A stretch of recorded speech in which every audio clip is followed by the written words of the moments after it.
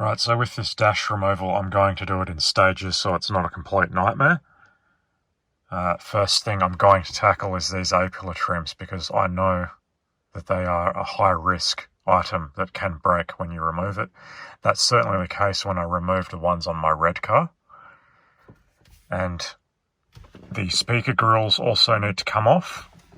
This plastic trim on the side is also a high-risk item. You have to be very careful with that. So these two items are what I am going to tackle this morning. It is going to be 41 degrees today, so my time is limited before it becomes unbearable in here. Obviously the steering wheel, instrument cluster, all of this in the middle has to be coming off, and the covering underside the driver's side of the dash. I can't remember if there's a cover over there that I have to remove. And then the dash unbolts. I'm sure I've forgotten something, but yeah, I'll get to that when I get to it. So first thing for today is these A-pillar trims, and I'll get those speaker trims off as well. So yep, no surprises, the clips broke the plastic that they grip onto on the A-pillar. Not really the end of the world, because it holds in there pretty tight anyway, and you can put a small amount of glue to actually keep that in place. These are the clips you basically need to pull this thing downwards from, but yeah, that's 2 for 2 I've broken on 124s when removing those. Just the plastic gets extremely brittle. And the other thing to watch out for, if the windscreen's been replaced, which this one has, the windscreen glue might actually be holding it in there as well, which it was the case on this one. I had to pry it away from the glue with the plastic trim tools here, and you can see the vinyl's been sliced there, possibly from windscreen removal people. Yeah, that's a sharp tool that's gouged into that. But fortunately that's not visible when it's installed anyway. And keep that trim piece on the bottom. Just makes it all the better fit when it goes back on. Okay, this side was a little bit more successful. Still, it did break. But there's actually a small amount of plastic left to grip onto. And I forgot to mention there are actually these clips that hook in here as well to keep the trim in position. So even if you break all of those clips, there's still something, at least something to hold it on, at least as long as you don't break it here. And for these little covers that hold the speaker grills on, I just use these two things in my trim removal kit. This just to get it started carefully, and then this worked underneath this to get this to clip off at the front here.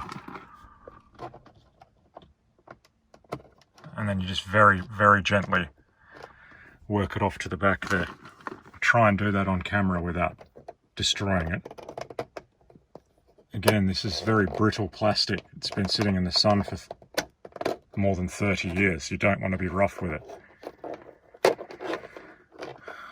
So, no clips broken. Success. So those two screws there, and that grill can come off.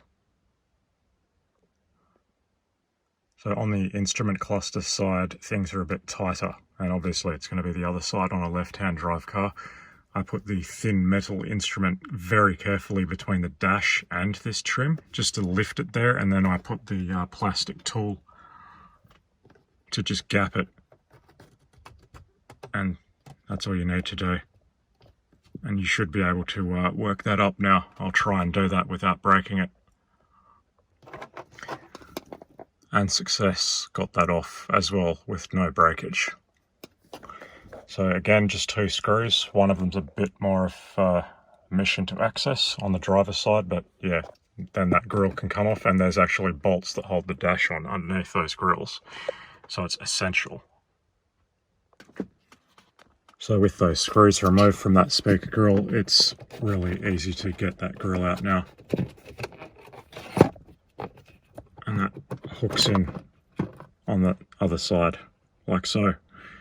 No damage.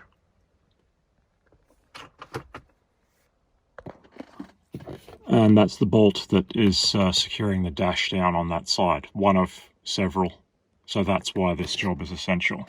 And obviously A-pillar needs to come off because this whole thing needs to lift up and it's just in the way otherwise.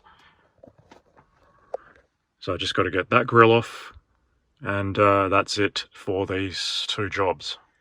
So to reiterate with these A-pillar trims, pull this lining down, remove a clip that you can see sitting in the middle here, and then just make sure it's not glued to the windscreen sealant. You should be able to see in through the side there.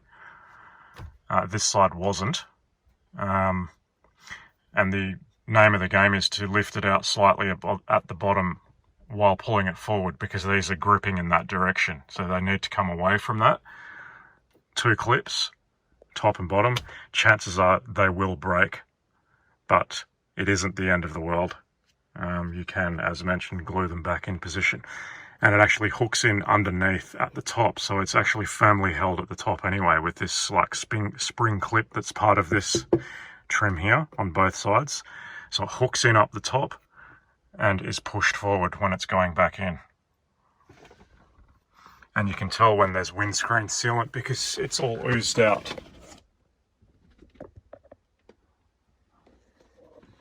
And the same is not on this side. And this is a replacement Chinese windscreen that the previous owner has installed.